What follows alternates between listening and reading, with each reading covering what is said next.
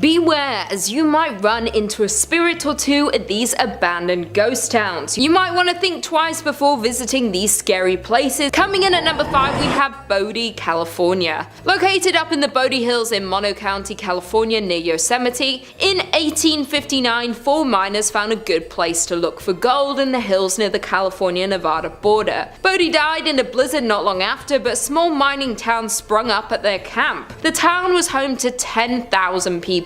Bodie was a mining camp in 1859 where people had seen gold in its hills. Eventually it turned to a well-populated town. Though, like most mining towns, it saw its peak, its losses, and then its decline. Fast forward to 1962 and the town would be fully abandoned. Although it already showed signs of decline with dwindling numbers at the start of the 20th century, a series of fires forced the last remaining residents to flee the town, leaving it almost exactly as it was in the early 1900s. Dinner tables are still set up, shops are still stocked with supplies, and restaurants are still poised to serve long-forgotten meals. Today, the 110 silent buildings sit spaced out for traffic and people that aren't there. Buildings such as a barbershop, a church, a mill, a morgue, and a leaning hotel is held up by a beam have been left untouched for 100 years. Though since it has been left and abandoned for years, some of the buildings are in crumbling state of decay, while others stand strong, full of their original items but long devoid of their owners. There were also 16 saloons and thus a fair amount of danger. People were robbed and crimes occurred quite often, though the curse of Bodie has nothing to do with the fires or the shootings. It started because people started taking artifacts from the abandoned buildings. They take weather-worn shoes or pieces of glass from shattered windows. Somebody once ran off with a piano. Those items may seem like they have no value, but all objects carry equal significance in telling the story of Bodie. Thus, the curse of Bodie emerged, where if you take something from Bodie, bad luck will come around to get you. Because of the rumor spreading of a curse, people who stole items would send them back, often including heartfelt apology letters explaining that they didn't expect their fish to pass, or their romantic life to tank from stealing from Bodie. Coming in at number 4 we have Bannack, Montana. The once bright star of Montana is now a ruin, a town in arrested decay, with few remaining storefronts, saloons, and hotels. The town was founded in 1862 when a group of Pikes Peakers from the goldfields of Colorado set up camp on the banks of the creek. Finding gold, the miners staked claims and promptly failed to keep the find a secret. By the spring of 1863, the area boasted a population of 5,000. By 1864, Bannack had started to fade, losing importance. The remnants of the past still exist with empty buildings and weathered wood.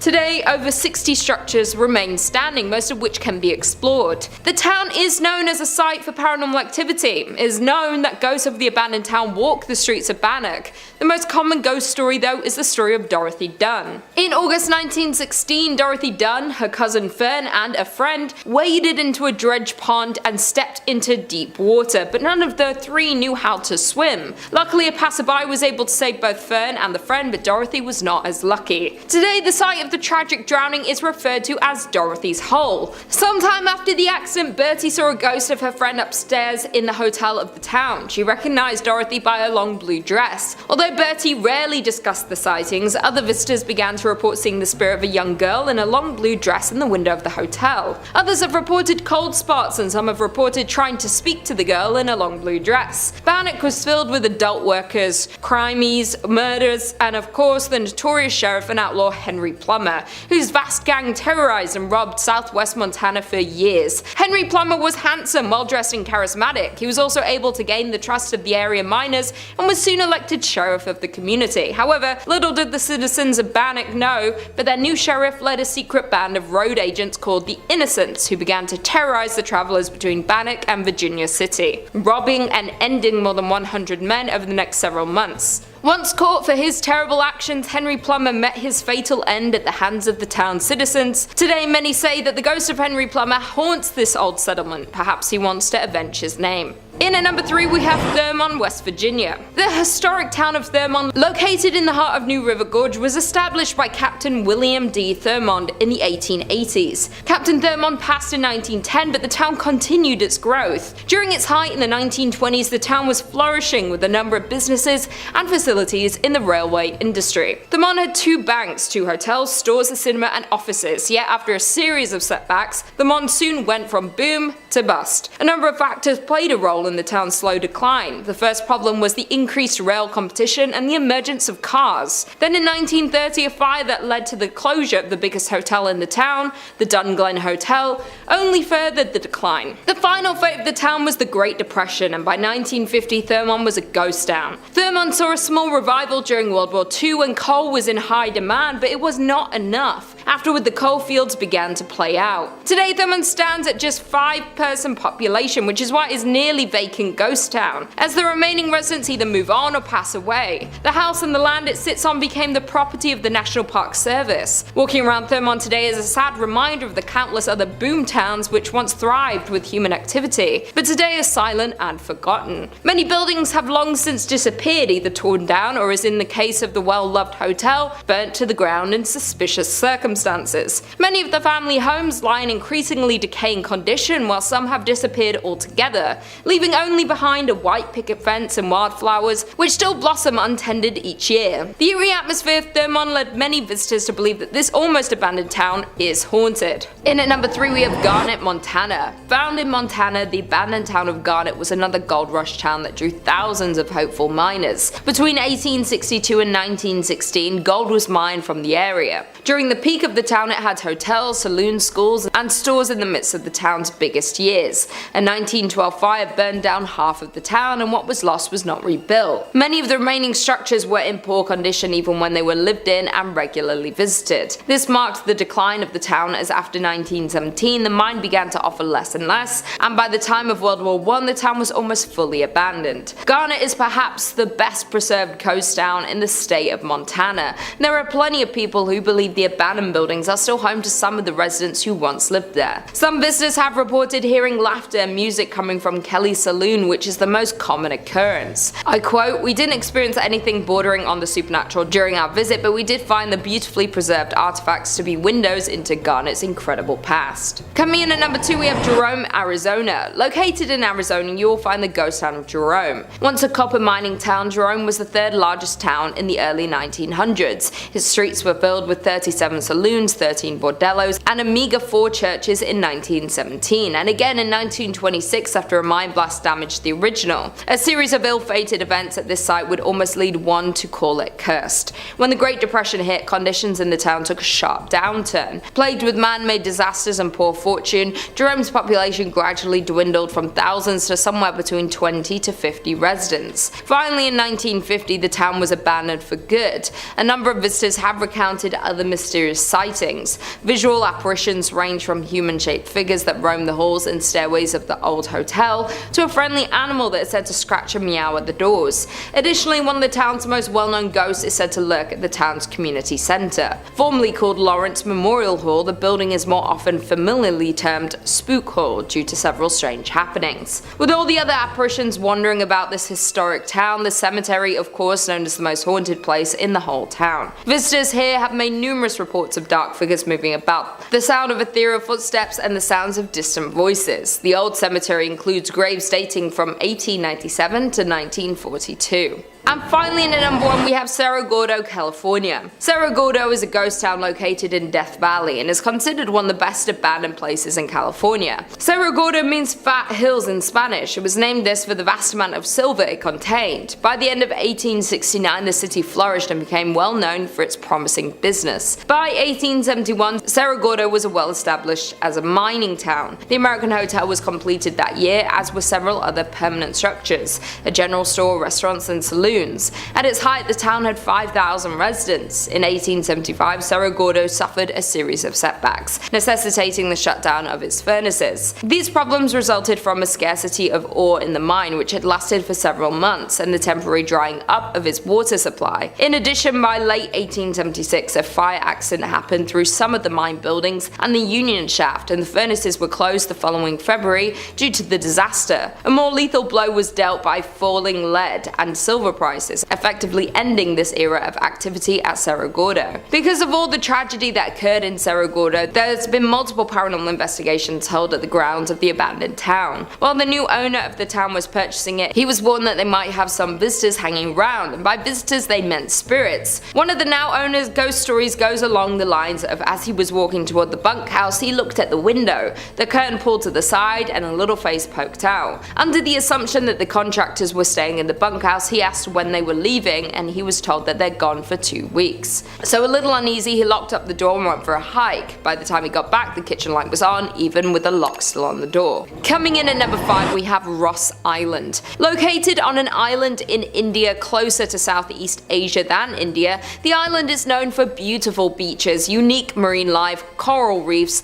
and largely undisturbed forests. But beyond the island's beautiful views and stunning wildlife lies a dark past. Ross Island is one of the 572 islands that make up the Andaman and Nicobar Islands. Now, the island is a ghost town where the remnants of a 19th century British settlement lie in ruins. In 1857, reacting to an unanticipated Indian revolt, the British Empire chose remote islands as the site of a penal colony, and Ross Island was one of them. The British first arrived in 1858 with 200 Indian convicts. The deadly task of clearing the thick jungle fell upon the inmates, while the officers stayed on the ships. Moreover, the development and town built at Ross Island began in 1858, and the prisoners were forced to build its buildings. The island was transformed to resemble a British town, with houses, offices, clubhouses, bakeries, stores, churches, and everything else that the British would not miss when they were away from home. The British ruled Ross Island for more than 80 years, up until nature was against the development. In 1941, a gigantic earthquake affected the island and left the town on the island completely ruined. The British thought rebuilding the town would not be worth it, and overnight left the island in complete ruins. Abandoned in the 1940s, the island is now being reclaimed by nature. Homes, a massive church, ballrooms, and even a graveyard all are in varying stages of decomposition, being taken over by an unyielding forest. In at number 4, we have Terlingua, Texas. Near the Mexican border, you'll find the town of Terlingua, Texas. In the 1800s, it was discovered that the area in which Terlingua was built was plentiful in cinnabar, a red mercury sulfide, from which mercury can be extracted. This caused an influx of miners to the area, but it wasn't until Jack Dawson's discovery and production of the area's first mercury in 1888 that it drew a population of 2,000, and by 1900 there were 4 mining companies in the area. When the Chiso's mining company opened in the mid-1800s, workers and their families quickly relocated to the Terlingua, Texas. The Chiso's mining company was founded and began operations in 1903 near Terlingua, Texas. The company specialized in the extraction of quicksilver and mercury. In 1799, Charles Harvard discovered that compounding the element produced fulminate mercury crystals, establishing its marketability. These crystals are useful in the production of gunpowder cartridges and shells. Mercury production had peaked during the First World War but began to fall, thus Chiso's mining company had filed for bankruptcy and the miners began to trickle out. When the mine went bankrupt in 1942, Perry sold it and moved away. The population was around 3,000 at its peak, though it said that everyone up and left the municipality in the 1940s once the mercury was picked through. Thus, the once busy city became the ghost town we know today. It is now home to 110 people. By the end of the war, it was an abandoned ghost town. In at number 3, we have Kennecott, Alaska. A once flourishing town with businesses, shops, a train, and a lively community is now left as a ghost town. The town of Kennecott in Alaska was flooded with people after copper was discovered in 1900. After the discovery, a group of wealthy investors formed the Kennecott Copper Corporation to mine the mountains above the Kennecott and Root glaciers. In the 27 years the mine was in full operation, the company and town grew significantly in fortune and people, and at its peak Kennecott employed 600 people. But by 1938 the copper was mostly gone, the mine was shut down and the town was left abandoned. The town was abruptly abandoned by its citizens, leaving most of their possessions behind. Since the middle of the 1950s the place had been completely deserted, with the railroad discontinued service that same year. Reports of ghosts along the abandoned tracks of the Kennecott train have been claimed for decades, while other visitors report having seen old tombstones along the route of the tracks, though the gravestones then vanish by the time the visitors make their return trip. Others have reported hearing disembodied voices and phantom children laughing. Reports Reportedly, a 1990s construction project were halted after workers were scared away by the creepy sounds and unexplainable events. Number 3 on this list is Deception Island in Antarctica. Deception Island can be found just off the northwest Antarctic peninsula in the South Shetland Islands. The island itself is quite remote and can only be reached by ship. The island was once known for being the safest harbor in Antarctica and used as a sealing and whaling station, having interested Britain, Chile, and Argentina for a place of science and military, where Britain ended up using it as a military base, but not for long, as it was deserted when volcanic activity destroyed it in 1960. Today, Deception Island is a popular Antarctic tourism destination and a scientific outpost for summer research teams from Spain and Argentina. With a history rich in destruction and conflict, the horseshoe-shaped landmass can leave visitors with more than a touch of nostalgia and even the uneasy feeling that the island is true to its name, that something here is not as it seems. Since it's been abandoned, the island is known to be a paranormal active hotspot, as many of the ghosts of Deception Island are plain to see, with abandoned scientific research stations, airplane hangars, whaling operations, and military bases being scattered around the island. Many who have visited Deception Island have said they felt uncomfortable, as though they're not alone in more ways than one, with many visitors having heard strange voices seemingly coming out of nowhere. Others claim to have seen shadowy figures. Strange orbs of light are commonly seen there as well, only adding to the mystery and intrigue of such a place, with no immediate way to escape the island, making the risks of visiting the island and interacting with paranormal activity a little scarier. Number 4 on this list is Craco, Italy. Even though the residents of Craco, Italy are long gone, the town on the hill remains abandoned. Located atop a 1,300-foot cliff overlooking the river valley below, the town was founded in the 8th century. Craco is only 40 kilometers inland from the Gulf of Taranto and a part of Italy's Basilicata region.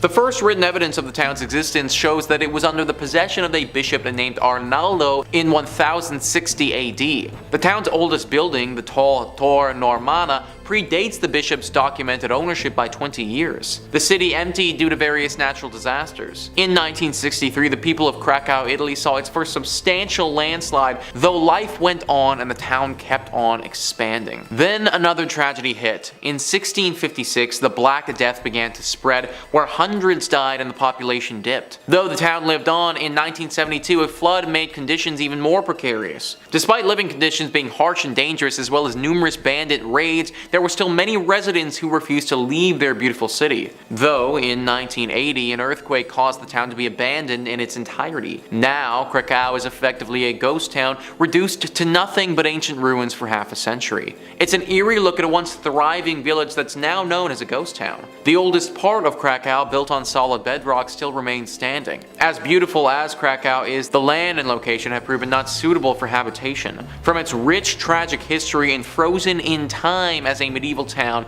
it's only safe to assume that the town is haunted by its past. And finally, number 1 on this list is Kennecott, Alaska. Built in 1903, the town of Kennecott was once bustling with people, full of workers who came to the town in search of wealth and work in the mines. There were businesses, shops, a train connection, and a lot of life. Then, in 1938, the town was abruptly abandoned by its citizens, leaving most of their possessions behind. Since the middle of the 1950s, the place has been completely deserted. In the Kennecott mines, it was not gold that people were digging for, like in so many other places, but copper. After copper was discovered in the area in 1900, a group of wealthy investors formed the Kennecott Copper Corporation to mine the incredibly rich veins in the jagged mountains. In the 27 years the mine was in full operation, the company made more than $100 million and a company town grew around the mine. It grew quickly into a major town with a school, a hospital, a saloon, and a brothel. But by 1938 the copper deposits were mostly gone,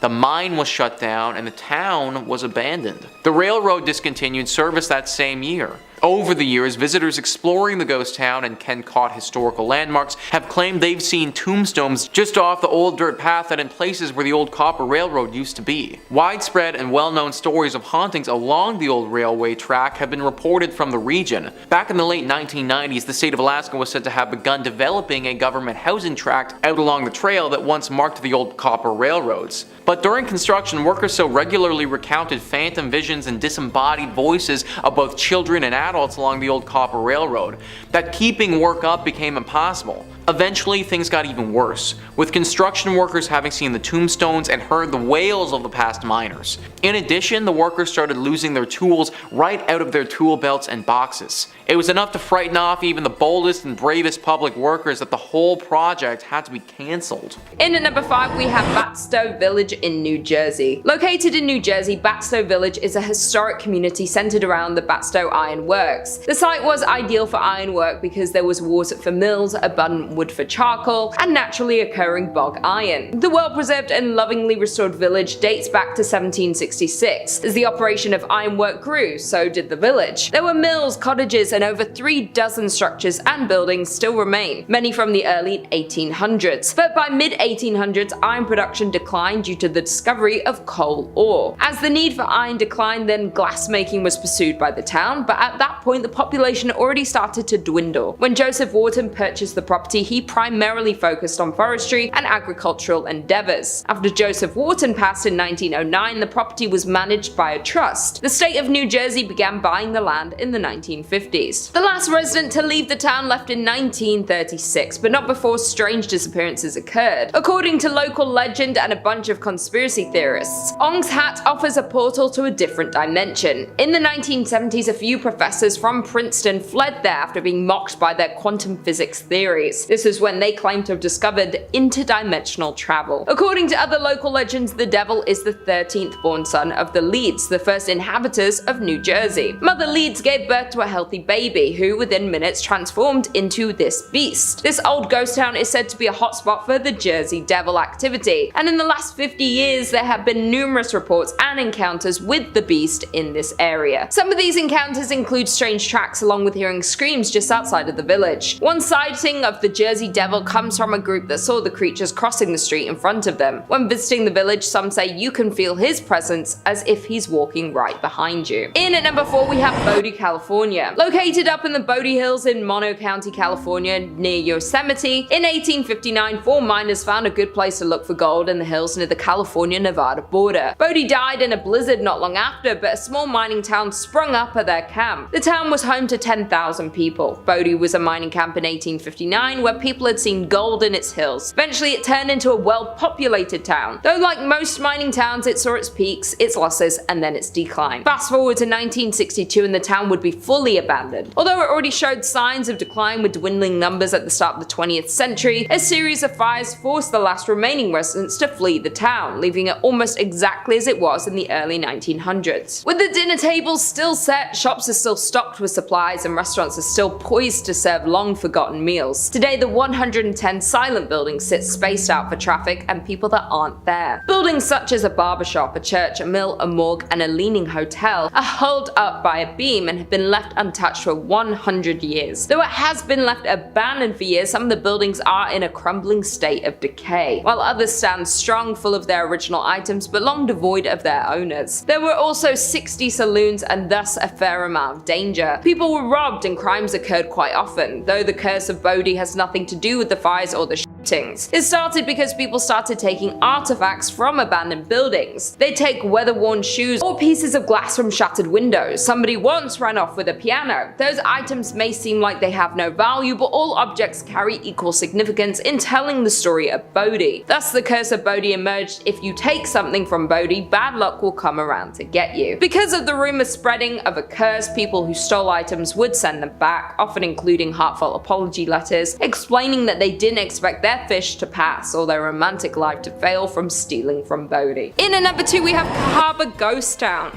Alabama is home to many small towns. While some of these towns have very few residents, others are true ghost town because they've been completely abandoned. It's no secret that small abandoned towns give off an eerie vibe. As a matter of fact, one Alabama ghost town in particular that fits the bill is Old Cahawba. The small town of Old Cahawba is located in Dallas County. From 1820 to 1826, this small town served as Alabama's first state capital. Before the Civil War, Cahawba was a busy trade city located at the junction of of the Alabama and Cahawba rivers. Over the years, floods and decay have affected this historical town. Thus, by 1900, the town was completely abandoned. Today, Old Cahawba is Alabama's most famous ghost town. Many buildings still stand, like the church, schoolhouse, and some houses. However, they have been left untouched for decades. You can still walk the streets of Cahawba and see the ruins and abandoned buildings, but make sure to keep your eyes peeled for the ghostly orbs that have been reported to appear in the garden maze at the home of C.C. Peggs. Additionally, many locals share similar ghost stories from the ghost town. While it's known that Cahawba is filled with paranormal activity,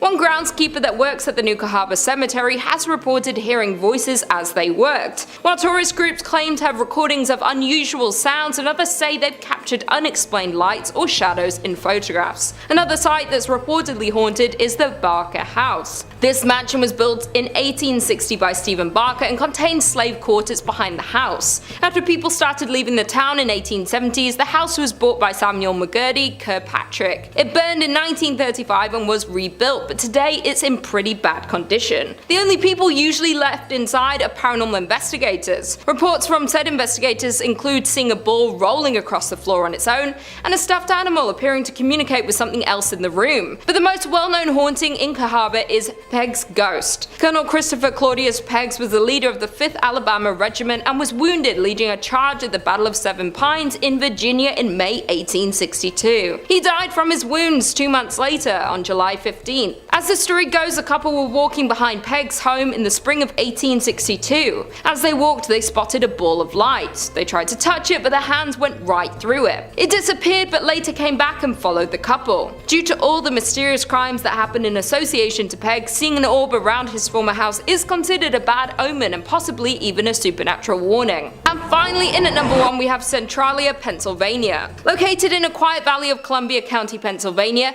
is one of the state's least likely and least publicized tourist attractions. Centralia, Pennsylvania, once thriving with 14 active coal mines and 2,500 residents in the early 20th century. But by the 1960s, its thriving business and population hit a decline, and most of its mines were abandoned. Still, at that point, over 1,000 people still resided in the town, and Centralia was far from dying until a coal mine fire began below. In 1962, a fire started in a landfill and spread to the never-ending coal tunnels that miners dug thousands of feet below the surface. And despite repeated attempts to extinguish the flames, the fire still burns to this day. 20 years after the fire started, however, Centralia, Pennsylvania began to feel the effects of its underground fire, as residents started passing out in their homes from carbon monoxide poisoning. The trees began to die and the ground turned to ash. Roads and sidewalks began to buckle. But some residents didn't want to leave despite the health risks, and for the next 10 years, legal battles and personal arguments between neighbors became the norm. The local newspaper even published a weekly list of who was leaving. Finally, Pennsylvania invoked eminent domain in 1993, by which point only 63 residents remained. Officially, they became squatters in houses they had owned for decades. In 2013, the remaining residents, which were fewer than 10, won a settlement against the state. Each was awarded $349,500 and ownership of their properties until they die, at which point Pennsylvania will seize the land and finally demolish what structures remain. In at number 5, we have St. Elmo, Colorado. St. Elmo, Colorado was a former gold mining camp in Chaffee Country. Today, it is one of the best preserved ghost towns in Colorado, as the entire district was placed on the National Register of Historic Places in 1979. The area was originally settled in 1878 and was made official in 1880, when gold and silver began to bring many people to the area. At one point, the population reached more than 2,000 people. In 1881, the Denver, South Park, and Pacific Railroad came through the area, and a station was built in St. Elmo. From here, the tracks continued to Romley, Hancock, and through the historic Alpine Tunnel. St. Elmo was considered the main source of supplies arriving by train for the area settlers, and eventually several merchandise stores, 5 hotels, a telegraph office, a town hall, 5 restaurants, 2 sawmills, a schoolhouse, a weekly newspaper called The Mountaineer, and numerous saloons and dance halls filled the town. The miners worked at several mines throughout the area that were rich in silver, gold, copper, and iron. In 1890, a fire destroyed the business section, and the town was never entirely rebuilt. This was about the same time that St. Elmo's peaked in population with about 2,000 residents. Afterward, many of the mines were depleted and many miners moved out of the area. More mines continued to fail in the ensuing years, and the closure of the Alpine Tunnel in 1910. The state of the structures paired with depleting mines led many in the community in search of new, more prosperous mining towns to call home. The railroad continued to run until 1922, and it has been said that the rest of St. Elmo's population rode the last train out of town, never to return.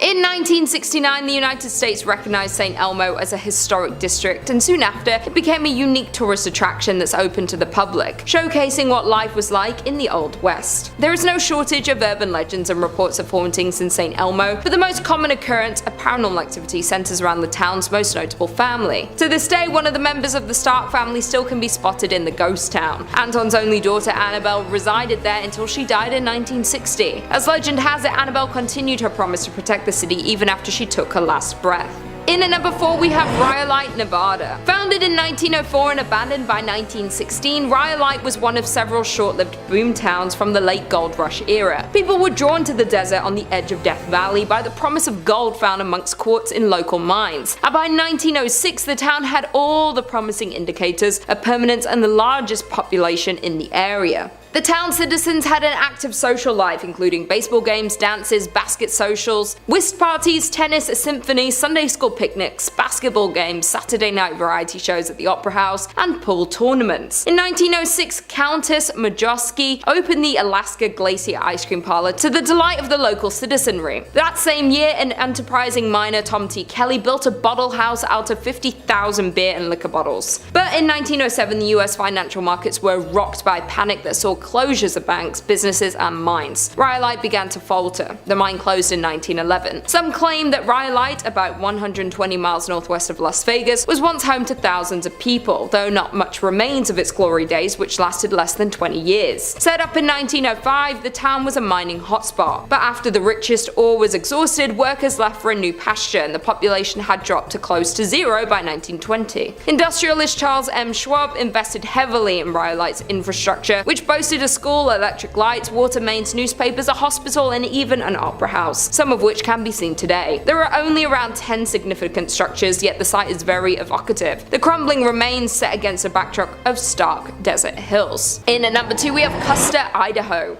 The mining town of Custer was born in 1879 by gold miners looking for their next gold hotspot. Prospectors discovered gold in what would become known as the Yankee Fork area of central Idaho in 1867. The area was worked on a small scale for more than a decade before the discovery of General Custer Mine. The General Custer Mining Company closed in 1888 and the district experienced a sharp decline.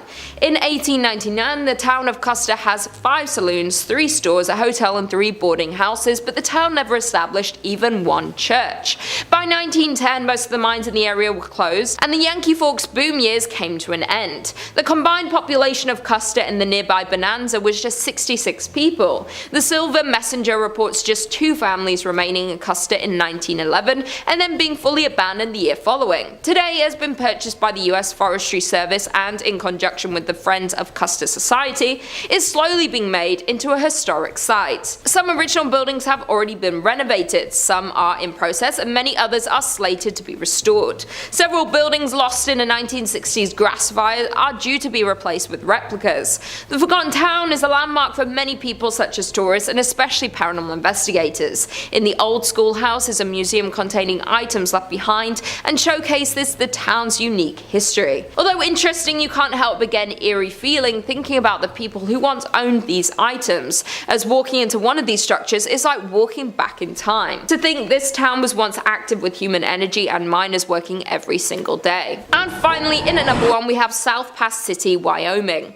Only about 10 miles north of the Oregon Trail is the shell of a town that used to be a busy gold mining camp. Established in a small valley along the banks of Willow Creek, the town was born in 1867. The town was built there because gold was discovered in the Wind River Mountains. By 1868, South Pass City boasted over 250 buildings, 1,000 people, and hundreds of claims. The town was extremely busy as its half-a-mile-long main street boasted numerous hotels, restaurants, general stores, 2 newspapers, doctors, a bowling alley, and dozens of saloons. The mining district continued to grow to as many as 3,000 residents. Miners looking for investors and newspapers promoting further settlement in the area exaggerated the region's amount of gold. But for South Pass City, its great success wouldn't last, and just 2 years after its establishment would begin to show its first signs of declining. Hitting a fall in early 1869, the town resurged briefly after outsider capital was poured into the area, but would fall again as expenses and hardships to recover the gold proved too costly for most miners. By 1872, the town was only occupied by only a few hundred people.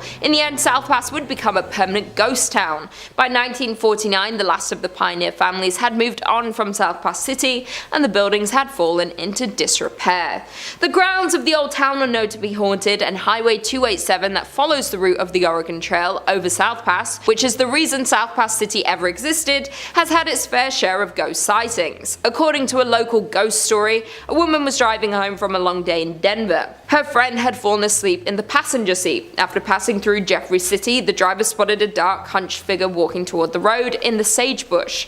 About a half-mile later, she saw the same figure closer to the road. She noted his pig coat as he became clearer. About a half-mile later, still thinking about this man and his surprising reappearance, she reached over to wake her friend and request she take a turn driving. As her friend awoke, she saw the same man at the edge of the road, just crossing the white line onto the highway next to the car. Screaming, they accelerated away and compared descriptions. It was certainly the same man. Number 5 on this list is Pripyat, Ukraine. Once a growing and bustling Ukrainian city, Pripyat is now a shell of its former self and likely haunted. Located in northern Ukraine and about 90 kilometers from the capital of Kiev, the town used to have a community of 50,000 people. But in 1986, the Chernobyl power plant had a horrible disaster, and the nuclear fallout that ensued was catastrophic. The plant had 4 nuclear reactors, and on April 26, 1986, reactor number 4 blew up during a test. The Soviets were initially reluctant to make the disaster public, but had no choice when nuclear reactors 1,000 miles away in eastern Sweden began recording radiation levels 10 times higher than normal. Fire from the explosion had sent plumes of highly radioactive fallout across the USSR and Europe. Being just 2 kilometers away from the Chernobyl nuclear power plant, Pripyat and its residents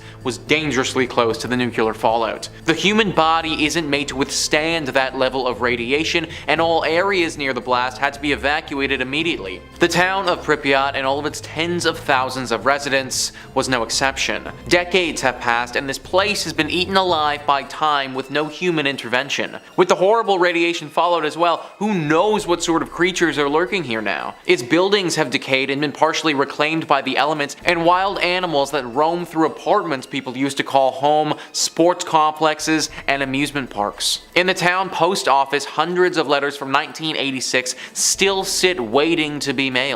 While radiation levels in Pripyat have dropped enough in recent years to allow former residents to make brief visits, scientists estimate that it could take several centuries before the town is once again safe for habitation. Number 4 on this list is Gukajima, Japan. Being 480 meters in length and 160 meters wide, this small island holds a lot of history and ghost stories. Just 15 kilometers from Nagasaki and in front of the Japanese coastline. In the late 1950s, the island had a population of over 5,200 people. The people that resided in the Gukajima Island were mostly coal miners and their families. Since the island is so small, at its peak in population, it was once the most densely populated place on the planet, 9 times the population density of Tokyo. Now the island is left completely abandoned and is effectively crumbling to pieces. The coal mining facility was previously called Battleship Island because its buildings and seawall make it resemble a warship. As for the island's fate, it was abandoned in the 1970s when petroleum fuels made coal obsolete. But abandoned does not mean empty, because the ghosts of the past have taken over the island and its buildings. The buildings were built by Korean and Chinese prisoners who were forced to work here from 1930 to just after World War II. The conditions of these forced laborers were hard,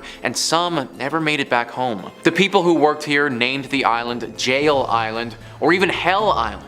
After the war, the Japanese came to the island to work here themselves. In 1974, the mine started to run out of coal and people left the island. Soon, the island's uninhabited parts were reclaimed by nature. The weather conditions started affecting the concrete and buildings started falling apart. Sometimes people camped out here, but that was a very dangerous thing to do. The government wanted to discourage people from going over on their own and therefore decided to make it open to the public. Even though tourists are allowed to visit the island today, the echoes of the past still linger here, especially in the minds of the relatives of those forced laborers that have been forced to work here and inside the crumbling buildings. Fishermen who sail near the island claim they have seen strange flickering lights in the buildings, even though the island has no electricity. Strange noises have been heard and cold spots have been felt. People say they had the sensation of being watched, and there are some claims of people that have been touched by unseen hands. Nowadays, people who have visited say the decaying settlement contains so many items from the 70s that it almost looks as if people still live there. Day trippers beware, though as exploring Hashima takes organization and many of the building structures are dangerously unstable. In at number 2 we have Xunantunich, Belize. I hope that's how you say it. Deep in the jungle of Belize lies an ancient ruins of an abandoned town that has been left to crumble. The town has been left abandoned for over 1,000 years, though before the abandonment of this large and populated town, Xunantunich was a thriving metropolis. The first construction at the site dates back to sometime in 200 AD, with the growth of the town continuing until its final days of functioning as a city. The town grew to consist of many temples and palaces, including its largest and most recognizable, known as El Castillo. Xunantunich has lied abandoned since around 1000 AD. It is thought that due to consistent devastating events such as an earthquake and other natural disasters, caused a sudden evacuation of the large Mayan city around 700 AD. The disaster caused extensive damage to the main pyramid of Xunantunich. Although the city was reoccupied sometime after, it only remained active for another 300 years before it was left completely unoccupied. After abandonment, the site remained empty, eventually being encapsulated by the surrounding jungle and nature, until it was rediscovered by explorers in the early 1890s. The name Xunantunich comes from the ghost stories that have haunted the ghost town for years. The ghost story of Xunantunich is rumored to start in 1893, after the first sighting of the ghost happened. The first ghost sighting goes as one morning a man who was part of a research team working on the site saw what he described as a Mayan maiden ascending the staircase of the Xunantunich's main pyramid. This vision caught him by surprise, so he continued to watch as the woman walked further up the stairs. Suddenly she stopped and turned to look at the man, where he was able to get a glimpse of her glowing red eyes that pierced his soul. She then turned to continue her climb to the top of the pyramid, where she would disappear amongst its stone columns. The shocked man quickly assembled a team to search for this woman, yet no trace of her was ever found. Since this sighting, countless more visitors have reported to also spot the ghostly maiden who haunts Xunantunich. She is always described to be ascending El Castillo's stairs. To this day, the sightings and reports from visitors continue. The ghost frequency is what gives Xunantunich its name, which translates to the Stone Lady in the Mayan language. Some believe that this Mayan maiden have formerly lived within the city many years ago. Others believe that she was a human sacrifice, trapped to relive her last moments of ascending to the top of the pyramid where her ritual would have been conducted. Then there are a few who believe her to be some sort of ancient godly spirit linked to the site and the Mayan culture. And finally, in at number 1 we have Calico, California. The ghost town of Calico can be found in California, midway between Batsto and Yermo. The beginning of the town started in 1875 and was built under the impression that there were prospects for silver in the Calico Mountains. But in the spring of 1883, many of the local miners left Calico when borax was discovered 3 miles east at Borate. Though Calico again boomed in 1884 as additional silver discoveries were made. Gaining a population of some 2,500, the town supported 24 saloons and gambling dives that never closed, as well as more establishments such as the church, public school, dance school, and a literary society, along with dozens of retail businesses. By the late 1800s, Calico was bustling with prospectors searching for their fortunes, and the Calico mining district became one of the richest in the state. Calico's final decline began when the price of silver fell in the 1890s, but the break production kept kept it alive, even through the panic of 1906. They tried to hold on, and borax for a time substituted for the shiny metal that had been Calico's fortune. Calico kept churning out valuable minerals until it finally exhausted its supply in the 1920s. Calico was soon abandoned and left to gradually decay in the desert sun until little remained, but in 1951 it was purchased by the Walter Knott, an ex-miner, and rebuilt as a modern ghost town. He restored the town to mostly how it was, in certain cases rebuilding some of the old structures as they were back in the 1880s. Considered one of the top haunted locations in California, Calico has its fair share of ghost stories, when one of the most active and known ghosts of the abandoned town is Lucy Lane. Lucy is often seen in a black lace dress walking back and forth between her home and store. Others have allegedly seen phantom school teachers and other residents who have been known to grab visitors' legs or pinch their ankles. Some visitors have also reported seeing a floating red light inside the buildings, while other visitors have reported extreme cold spots throughout the mine and an eerie feeling in various places of the town. Coming in at number 5 we have Grafton, Utah. Located just a few miles away from Zion National Park in Utah,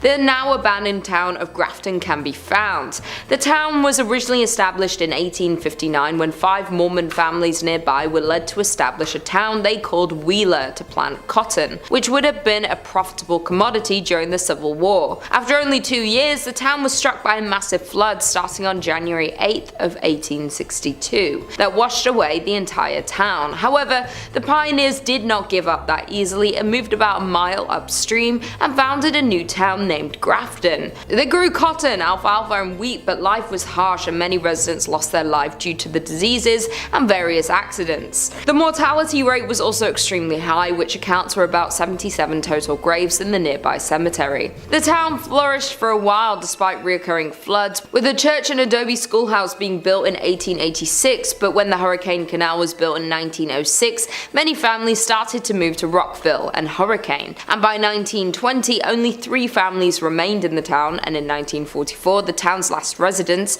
Frank Russell and his wife Ellen, moved as well. And although the town is now well maintained by the non-profit volunteer organisation of the Grafton Heritage Partnership Project, its dark past can still be felt when exploring the area. People have reported hearing ghostly footsteps over the creaky floors in the empty buildings, as well as the breath of ghostly souls on the back of their necks. The entire town gives visitors a feeling as if being watched, and the shadowy figures can sometimes be spotted in the windows. Another visitor of the ghost town visited the basement of the Russell home and claimed that they found a chair sitting in the middle of the basement with a mark on it as if someone had recently sat on it. They had been exploring for over an hour at this point and had not encountered another person on the way to town or the entire time they were there, but for some reason the print looked brand new, with not a single speck of dust on it. After filming for a few moments in the basement and recording into the silence, they felt a rush of air, as if someone had just walked past them, which scared them, and they decided it was time to leave. There are even rumours of skinwalkers lurking in the area. Even the cemetery itself has many reports of people hearing crying, laughing, and chilling screams,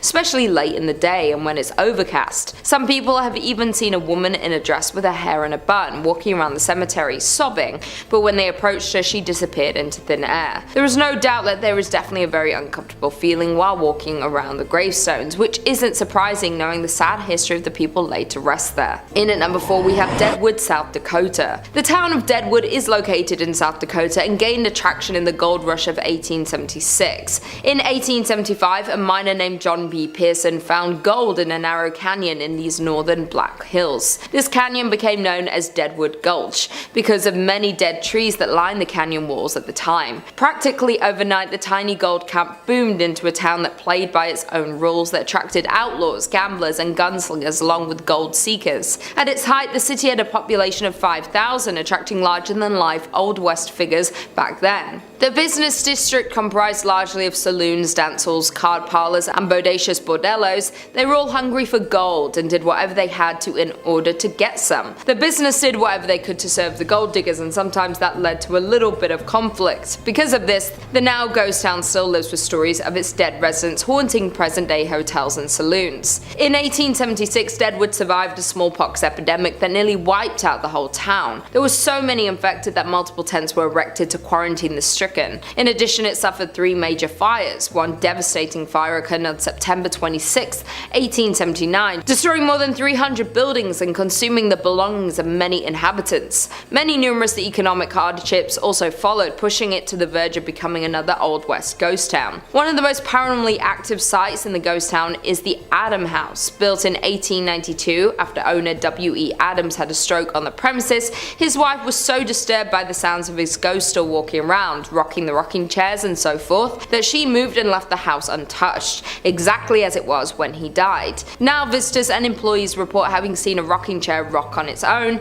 encountered a shadowy man standing at an upstairs window, and heard voices and footsteps in rooms throughout the house. In at number 3 we have Terlingua in Texas. The town of Terlingua, Texas was once a bustling mining town full of life, wealth and promise. Today it's a ghost town with abandoned mine shafts, a general store, an old jail, a church and multiple ghost houses. Terlingua became of interest to local miners in the late 1800s when they discovered cinnabar, a red mercury sulfide. A man by the name of Jack Dawson discovered that mercury could be extracted from the cinnabar, and by 1900 there were 4 mining companies in the area with a population of over 2,000 people. The Chisos Mining Company owned the entire town of Terlingua. At one point they built a general store, a post office, a hotel, a school, a theatre and even a telephone service. Though conditions in the mine were tough, with the 7-day work week being the standard, working long days in the desert heat led many miners to lose their lives in the mines. To make matters worse, the Chisos Mining Company even paid their workers in coupons, which could only be spent at the company-owned store. The decline started once the mines dried up, companies left and the people left with them. One of the scariest parts of the town is the church, which sits on the hill above the ghost town. One quote says, "As we approached the church, the door opened all by itself. Inside the church, visitors report an eerie feeling when entering the church. Moreover, several others report experiencing blackouts, blurred vision and even hallucinations while exploring the abandoned town." Researchers theorize that this is due to low frequency sound waves in the area that are able to alter people's perceptions of the things around them, and as well as disorient them. In at number 2 we have Ludlow, Colorado. Located about 12 miles north of Trinidad, Ludlow, Colorado is a ghost town known for an infamous event in 1914. A former mining camp, it was the location of the Ludlow Massacre. Beginning in 1910, the resident coal miners grew unhappy over their dangerous working conditions and began to debate a strike. By 1913, a strike had begun, much to the dismay of owner John B. Rockefeller. On April 20th, 1914, there was a massacre in Ludlow, where the Colorado National Guard and Colorado Fuel and Iron Company guards attacked miners, burning their tents to the ground. Known as the Ludlow Massacre, 25 people lost their lives. The massacre was the height of the Colorado Coalfield War, which began a year earlier in 1913. 2 coal mining counties, Las Animas and Huerfano, were the centers of the conflict. The United Mine Workers of America led the strike against the Colorado Fuel and Iron, owned by Rockefeller. They were upset over the horrible working conditions. Both parties led attacks back and forth over the years. Today, the old company town of Ludlow still stands as a ghost town, and the site of the tent city is also kept preserved, now under the care of the United Mine Workers of America. A monument to the deceased was also built by the Union at the site. In addition, the cellar where so many innocents perished is still in place. The doorway can still be seen and the dark depths of the pit can still be viewed. Though this isn't recommended, as many people who visit the abandoned ghost town report a strange feeling when looking through the doorway, and even worse, possible whispers around them with an unexplainable source. And finally, in at number 1 we have Helltown, Ohio. The abandoned town known as Helltown can be found in the Cuyahoga Valley in Ohio. There sits an eerie deserted town known by locals to be haunted. No people live in the area anymore, though there are still remnants of the lives of former residents left behind. The whole town is surrounded by hazardous roads that seemingly lead to nowhere. Locals believe this was done to confuse any wandering explorers. But the Helltown church seems to have inspired the town's ominous name. The tiny white church is in the center of Helltown and is central to all local theories. Some say the church was a place of worship for practicing Satanists who still lurk around the closed-off roads, hoping to recruit unwelcome visitors. Others believe the town was evacuated after a chemical spill that resulted in bizarre mutations of the residents and animal population. The legend of the Peninsula Python stems from this theory. There even sits an abandoned school bus in the town with legends of its own. The story goes that the bus was carrying a group of high school students who were going to one of the ski resorts near Boston when an elderly woman flagged down the bus. She was in a panicked state and explained that there was a young boy in her house who was seriously hurt. The bus driver, in an attempt to help, turned down her driveway and drove into the woods hoping to help the boy. When the bus approached the house, Satan worshippers swarmed it and sacrificed all those on board. The bus sat back there for over 30 years, standing as a warning to all who decide to venture into Helltown. A local paranormal investigator set out to research the abandoned town, and to his surprise, what he discovered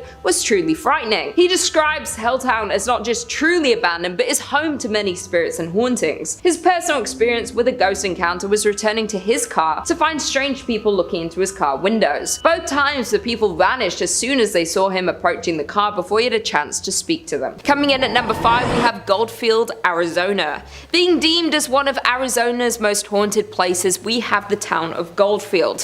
Founded in 1893, Goldfield was a promising land for gold mining. The town grew rapidly, gaining 1,500 residents during its first year. The space was quick to build businesses including stores, a blacksmith, a butcher, a brewery, and 3 saloons.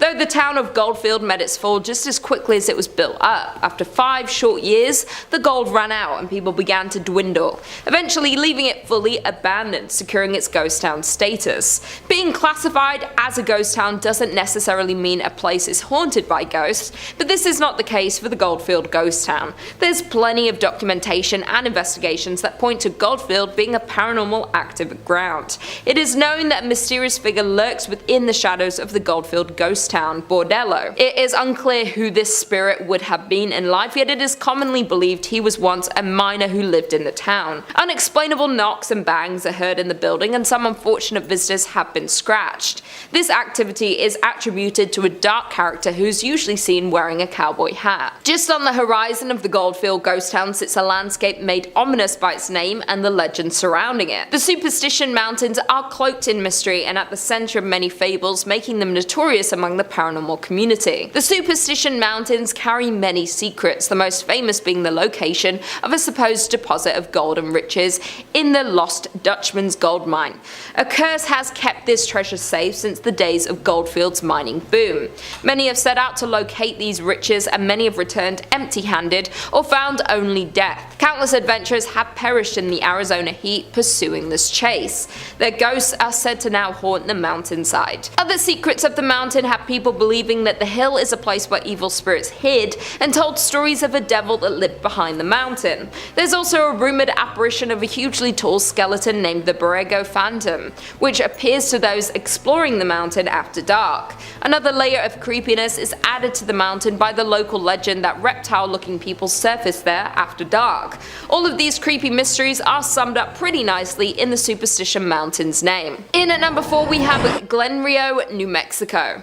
Found on the state border of Texas and New Mexico lies the town of Glen Rio. Founded in 1901, it was a town where wheat and cattle farmers settled and grew a community. Being divided between 2 states made for some unusual customs in Glen Rio.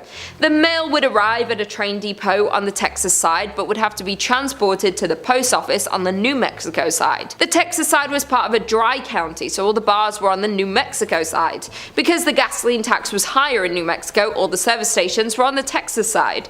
By 1920, Glen Rio had a hotel, a hardware store, and a land office, as well as several grocery stores, service stations, and cafes. Though Glen Rio's permanent population never rose above 30 people, the town survived with its tourist-based businesses catering to the many travelers along Route 66. By 1985, only 2 residents remained in the small town, and the Texas post office was the only business open. It too has long since closed. Other buildings have overgrown sites, missing windows, or debris surrounding them. The detritus of 4 decades when Glen Rio welcomed tens of thousands, fed and entertained them, and sent them on their way towards Chicago or California. In at number 3 we have Nevada City in Montana. Miners settled in Nevada City in 1963, along with establishing their homes and businesses in this new town. Located in southwestern Montana, the town is 1.5 miles from Virginia City. The town was thriving up until 1876 when the gold miners moved to other promising sites. In 1896, the Connery Placer Mining Company destroyed most of the city's buildings. The company dredged the gulch and later abandoned it, leaving heavy wooden barges. This abandoned town being haunted is old news, as the Nevada City Hotel is reported to be frequented by the apparition of a road agent who lost their life nearby, according to online sources.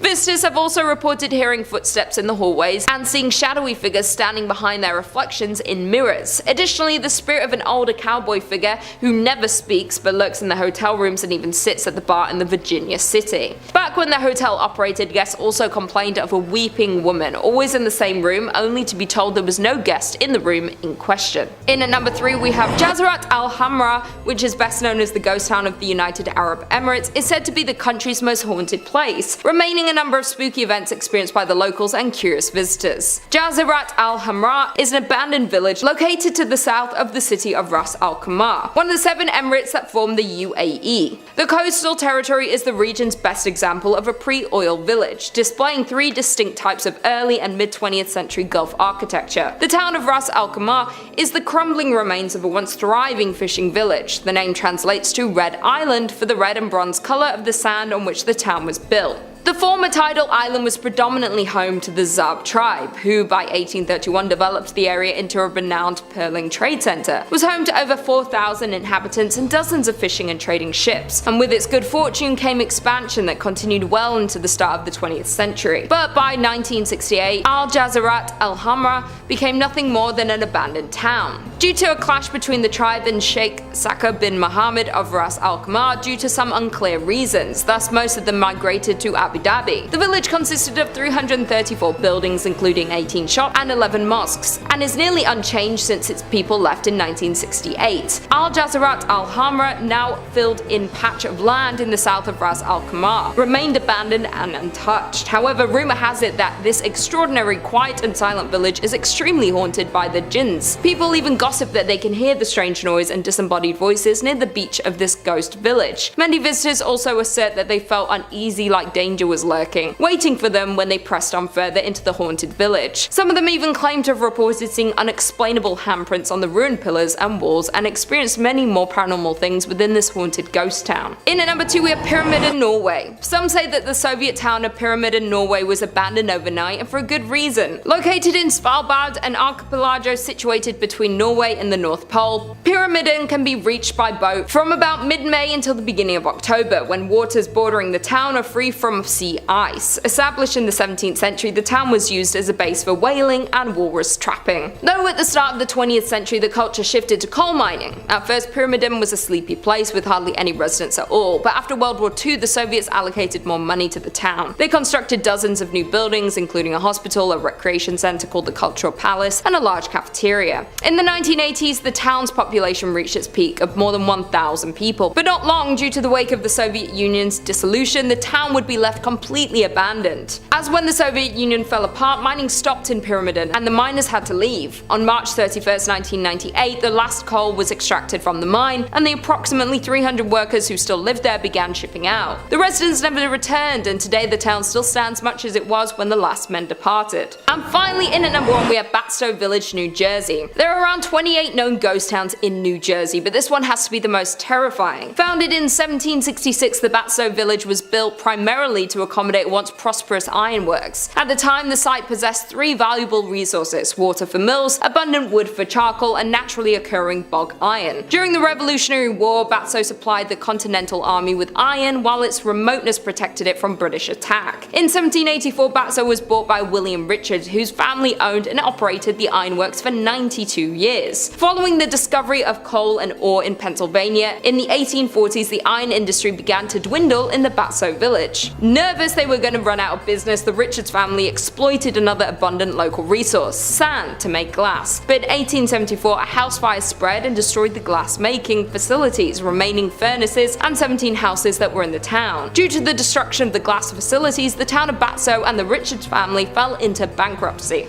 The Richards and many of the villagers moved away after the accident, leaving the site silent. In 1876 the property, along with huge tracts of land around it, was purchased by industrialist and businessman Joseph Wharton, with the plan of reinventing the declining town into an agricultural, foresting, and cranberry farm. But after his death in 1909, the land was held by a trust until purchased by the state in 1954 to form the Wharton State Forest. The state's plan for the town was to restore its 50-room mansion, as well as to rebuild the dam that was located on the lake, though the efforts to reinvent Batsto weren't enough to save it from its inevitable end. As when the state of New Jersey bought the village with a plan of improving it, the residents didn't see a future in the town, so they all left it, with roots that can be traced back to 1766 and the last remaining resident leaving in 1989. There are more than 40 structures still standing in the historic town, including a charcoal kiln, carriage houses, stables, ice and milk houses, a blacksmith, general store, gristmill, and a wheelwright shop, though they are all left untouched since the last residents left in 1989.